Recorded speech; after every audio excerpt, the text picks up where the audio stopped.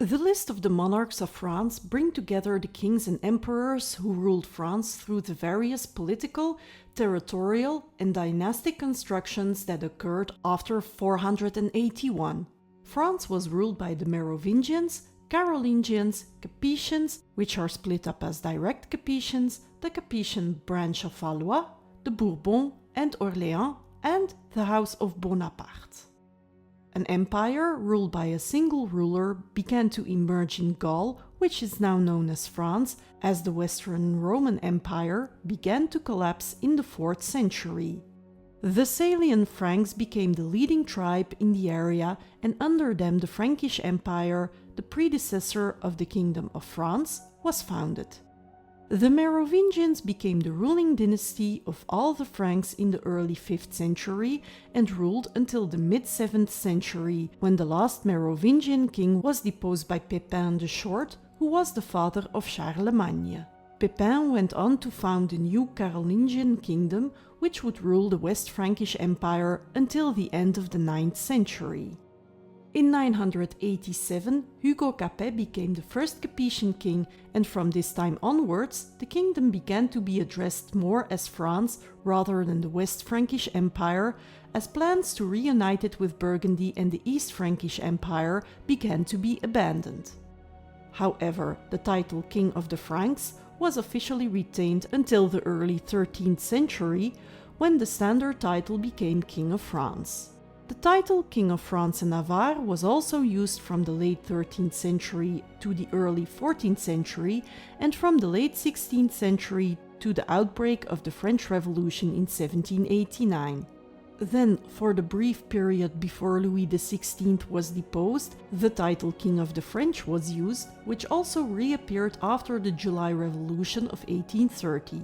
Both Napoleon I and Napoleon III were emperors and therefore bore the title Emperor of the French. In addition to the French kings, many English rulers also laid claim to the French throne. For a short time, these claims had some basis, but not much ever came from their efforts.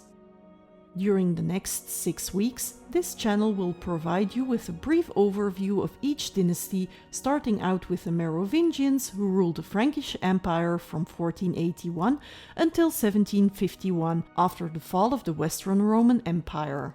The Merovingians were Franks from the higher military ranks who served the last Roman emperors in our region. The fall of the Western Roman Empire in 476 left a power vacuum that was filled by the Merovingians. Around the middle of the 5th century, they built a kingdom from the region of Tournai. Childeric, whose mythical father Merovech is the namesake of this dynasty, was the first significant ruler. His son Clovis was the first leader to unite all Frankish tribes under one great nation, with an area stretching from the Rhine to the Loire, bordered on the west by the North Sea.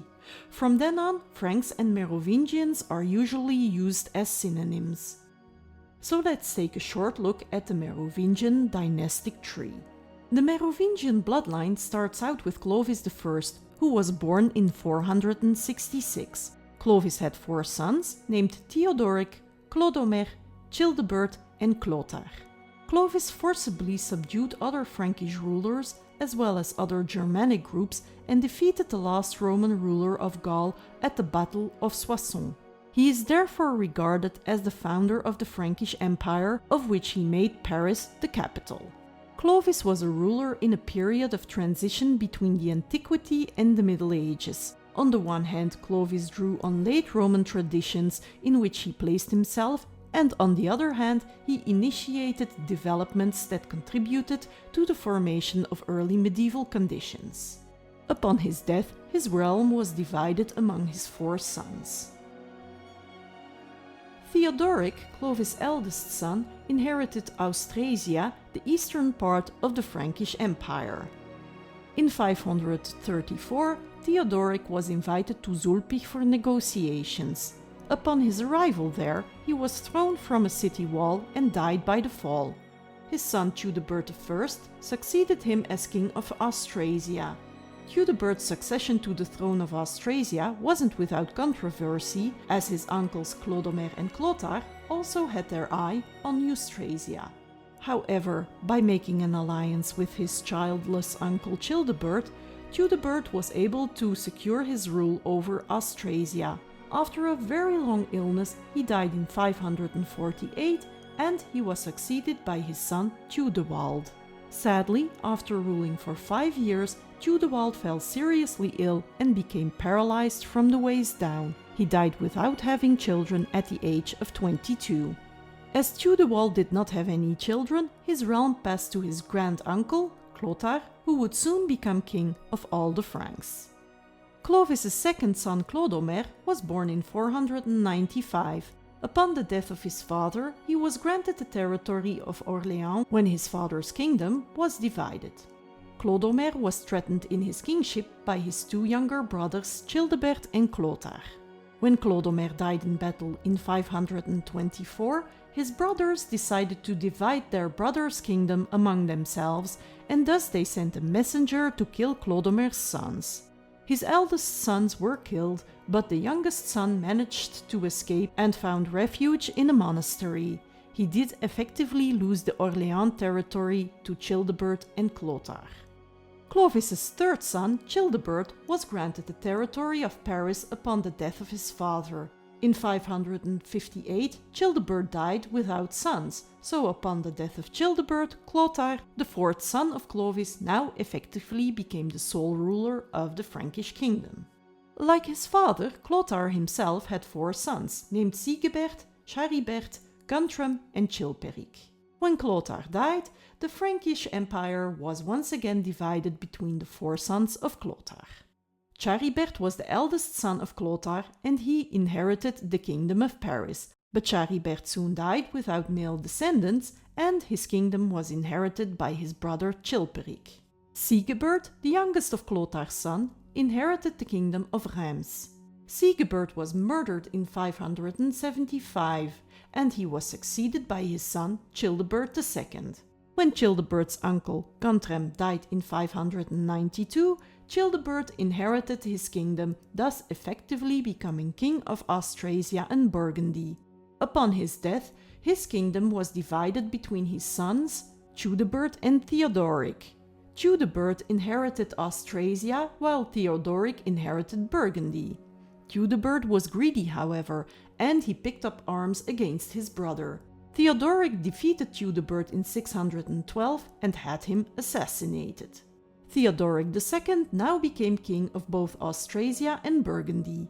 Theodoric was succeeded by his son Sigebert II. Clothar's fourth son, Chilperic, inherited the kingdom of Soissons, also named Neustria. Upon Chilperic's death, his son Clothar became Clothar II. Clothar II assassinated Sigebert II and this way gained control over Neustria, Austrasia and Burgundy. As Clothar II had already inherited the territory of Paris from his father, the Frankish kingdom was once again united under the reign of Clothar. But upon the death of Clothar II, the kingdom was yet again divided between Clothar's 2 sons, Dagobert I and Charibert II. After ruling for only a couple of years, Charibert died and the Frankish kingdom was once again united under the reign of Dagobert, and then, yet again, the kingdom got divided between Dagobert's sons upon his death. Sigebert III inherited Austrasia, while Clovis II inherited Neustria and Burgundy. When Sigebert died, Austrasia went to his son Dagobert II, when Dagobert was only a little boy. Very soon Austrasia was conquered by Clovis II, but in 675 Dagobert regained control of a part of his inheritance. Unfortunately, he died 4 years later, leaving no male descendants, and the kingdom now passed to the son of his uncle Clovis II, Childeric. The entire Frankish kingdom was now being ruled by the children of Clovis II, Clothar III, Childeric, and Theodoric III. The eldest, Clothar, succeeded Clovis II, and his second eldest, Childeric, was placed on the Austrasian throne while Clovis was still alive. The youngest, Theodoric, succeeded his older brother Clothar III as king of Neustria in 673. But after a rebellion, Theodoric was dethroned and imprisoned. Childeric now became king of all the Franks. When Childeric died, Theodoric was reinstated as king of Neustria and Burgundy. Upon the death of Dagobert II, he became king of Austrasia and thus ruler of the entire Frankish kingdom. Theodoric was succeeded by his son Clovis III. When Clovis died childless, the throne was passed on to his brother Childebert III, who was succeeded by his son Dagobert. When Dagobert died, his son Theodoric IV was passed over in the line of succession, and Chilperic II, who was a son of Childeric, was proclaimed king. When Chilperic died, Theodoric finally became king. After Theodoric's death, the Frankish throne remained vacant for 7 years until Peppin the Short arranged for Childeric III, the last Merovingian king, to ascend the throne in 743. Theodoric IV may have been the father of Childeric III, but this remains uncertain. In 751, Peppin the Short deposed Childeric and crowned himself king of the Franks. This effectively ended the era of the Merovingians and started the Carolingian era. Join me next week for an overview of the Carolingian dynasty. Thank you for watching.